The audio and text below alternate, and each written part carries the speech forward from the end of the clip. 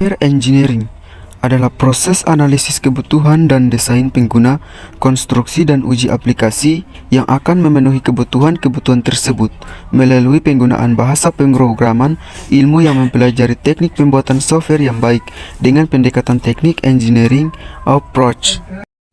Perangkat lunak terbagi dalam 6 bagian.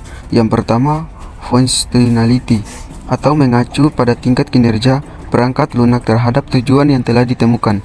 Kedua, reliability, mengacu pada kemampuan perangkat lunak untuk menyediakan fungsionalitas yang diinginkan dalam kondisi tertentu.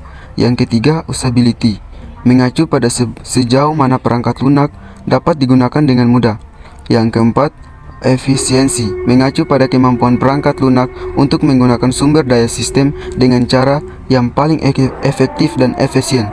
Yang kelima, maintainability, mengacu pada kemudahan modifikasi yang dapat dilakukan dalam sistem perangkat lunak untuk memperluas fungsinya, memperbaiki kinerjanya, atau memperbaiki kesalahannya. Yang keenam, portability, mengacu pada kemudahan pengembangan perangkat lunak atau software developer mana yang dapat mentransfer perangkat lunak dari satu platform ke platform lainnya tanpa atau dengan minimum perubahan. Secara sederhana, ini mengacu pada kemampuan perangkat lunak untuk berfungsi dengan baik dan berbagi platform dengan perangkat keras, hardware, dan perangkat lunak software tanpa membuat perubahan apapun di dalamnya. Apa saja sifat yang ada agar software bisa dikatakan dengan baik? Oke. Mengerti software engineering, memahami proses bug tracking atau test getting dan testing, memahami produk time management. Sebutkan dan jelaskan macam-macam metodologi software atau aktivitas software yang terbagi dalam 4 bagian. Yang pertama, sistem software. Sistem software adalah kumpulan program ditulis untuk melayani program lain. Sistem software terletak berhubungan dengan erat dengan hardware. Yang kedua, software aplikasi. Aplikasi perangkat lunak atau software aplikasi adalah terdiri dari program mandiri yang menyesuaikan kebutuhan bisnis dan spesifik.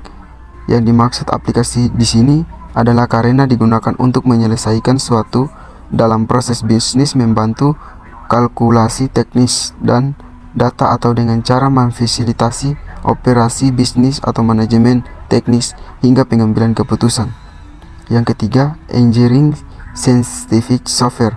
Ini adalah bagian dari software aplikasi digunakan khusus untuk menyelesaikan jenis pekerjaan engineering atau teknik dan scientific, di mana di dalamnya ditandai adanya algoritma rekayasa dan dengan jangkauan berkisar dari astronomi ke vulkanologi, dari analisis otomatis stres ke ruang orbit satelit rumusan dinamika, dan dari biologi molekuler hingga DNA. Yang keempat, embedded software, perangkat lunak dan bertanam. Perangkat lunak yang tertanam dan berada dalam suatu produk atau sistem dan digunakan untuk melaksanakan, mengontrol fitur dan fungsi bagi pengguna akhir dan untuk sistem itu sendiri.